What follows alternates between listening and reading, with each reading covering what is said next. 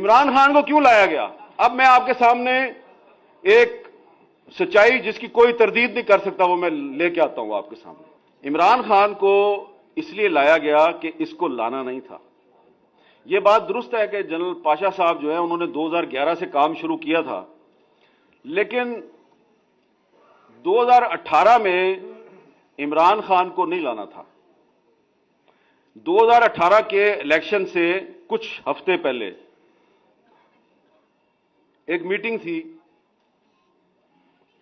اس meeting میں تھے general Qamar Javed Bajwa صاحب، اس وقت کے D G I S I general نوید مختار صاحب، اور اس وقت کے ڈی جی سی جنرل فیض صاحب، اور اس میٹنگ میں بلایا گیا پتہ کس کو؟ شہباز شریف صاحب کو۔ اور شہباز شریف صاحب کو بلا کے یہ کہا گیا جی، پوچھا گیا یہ بتائیں جی کہ اگر آپ ملک کے وزیر اعظم بن جائیں تو آپ کی کیبنٹ میں کون کون ہوگا؟ انہوں نے کہا جی کیبنٹ میں وہی ہوگا جس کے بارے میں پارٹی جو ہے وہ فیصلہ کرے گی اور جس کے بارے میں نواز شریف صاحب بتائیں گے۔ انہوں نے کہا اچھا آپ کا جو وزیر خزانہ اور وزیر خارجہ وہ کون ہوگا؟ انہوں نے کہا جی پارٹی فیصلہ کرے گی اور نواز شریف صاحب بتائیں گے۔ انہوں نے کہا اچھا یہ بتائیں کہ اگر ہم آپ کو یہ کہیں کہ آپ نے ہر کام نواز شریف سے پوچھ کے نہیں کرنا تو یہ کیسا رہے گا؟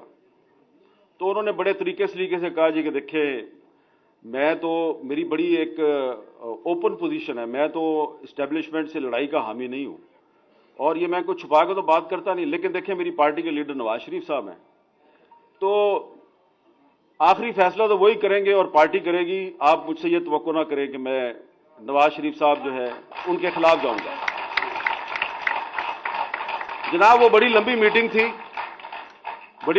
تھی اور میٹنگ کا اختتام جو ہے وہ یہ ہوا کہ شہباز شریف صاحب نے ان کو کہہ دیا جی کہ اگر آپ یہ سمجھتے ہیں کہ آپ مجھے وزیر اعظم بنائیں گے اور وزیر اعظم بننے کے لیے میں اپنے بھائی کا ساتھ چھوڑ دوں گا تو یہ میں آپ کے ساتھ جھوٹ نہیں بولوں گا، میں نے ایسا نہیں کرنا۔ تو سعد رفیق صاحب میں نے آپ کو 3 نام بتا دیے ہیں، قمر جاوید باجوہ صاحب، نوید مختار صاحب، جنرل فیض صاحب۔ اب یہ 3 تو پتہ نہیں آپ کو ملیں گے نہیں ملیں گے، آپ ان سے پوچھیں گے نہیں پوچھیں گے۔ شہباز شریف صاحب تو آپ کو روز ہی ملتے ہیں نا، انہوں کو پوچھ لینا۔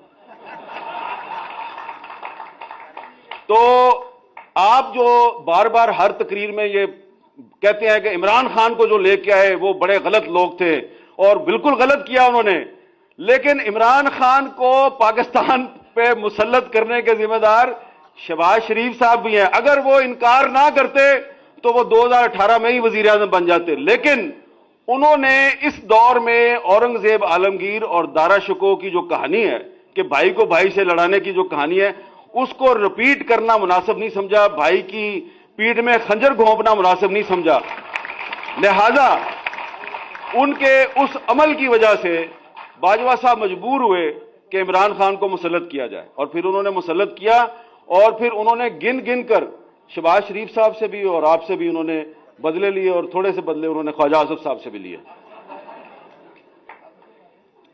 تو اس لیے تھوڑا سا آخر میں یہی کہوں گا کہ جمہوریت سے مایوس نہ ہو۔ آپ نے کہا کہ آپ جمہوریت سے مایوس ہیں، سردار ریاض صادق صاحب نے بھی کہا میں جمہوریت سے کافی مایوس ہوں۔ آپ جمہوریت سے مایوس نہ ہوں اس لیے کہ جمہوریت تو آئی نہیں، پہلے آپ جمہوریت پارٹی میں لائیں، پھر جمہوریت اسمبلی میں آئے گی، پھر مایوس ہو۔ ابھی آپ جس طریقے سے آپ قومی اسمبلی میں پی ٹی آئی والوں نے استعفے دیے ہوئے ہیں تو آپ کہتے ہیں جی وہ استعفے ٹھیک نہیں دیے، بھائی استعفے تو دیے ہیں نا، استعفے قبول کرو، استعفے قبول کر کے ان کے حلقوں میں بائی الیکشن کراؤ، بائی الیکشن جب ہو تو اس میں آپ حصہ ہی نہ لیں، کیونکہ انہوں نے خود الیکشن لڑنا ہے پھر انہوں نے استعفیٰ دے دینا ہے، پھر الیکشن لڑنا ہے پھر استعفیٰ دے دینا ہے، تو ان کو الیکشن لڑنے دو، بار بار استعفے دینے دو، آپ اپنا کام کیے جائیں، لیکن آپ غیر آئینی کام تو نہ کریں۔ میرا یہ خیال ہے میری ناقص رائے میں کہ جو قومی اسمبلی سے استعفے دیے گئے ہیں ان کو قبول کرنا چاہیے، استعفے قبول نہ کر کے آپ اپنی کمزوری دنیا پر آشکار کر رہے ہیں، اور پرویز لائی پنجاب کا چیف منسٹر ہے، آپ کو اچھا لگے یا برا لگے، گورنر صاحب جو ہیں ان کو یہ رائٹ نہیں ہے کہ ایک الیکٹڈ چیف منسٹر جو ہے اس کو آپ ڈی نوٹیفائی کریں۔ اس لیے عدالت نے اس کو نوٹیفیکیشن کو کینسل کر دیا ہے. اور پرویز الہی صاحب کو بھی چاہیے کہ اگر آپ کو گورنر نے کہا ہے کہ آپ اعتماد کا ووٹ لیں تو بھائی جان اگر آپ کے پاس اکثریت ہے تو اعتماد کا ووٹ لیں. تو آپ اعتماد کا ووٹ نہیں لیتے تو وہ آپ کو ڈی نوٹیفائی کر دیتے ہیں. دونوں ہی غلط کام کر رہے ہیں آپ. اور جب دونوں سائڈ سے غلط کام ہوگا تو پھر جو ہوتا ہے اس کو آپ کہتے ہیں شب خون. تو اس شب خون میں پھر آپ بھی تو برابر کے ذمہ دار ہیں نا. آپ یہ کام نہ کیا کریں.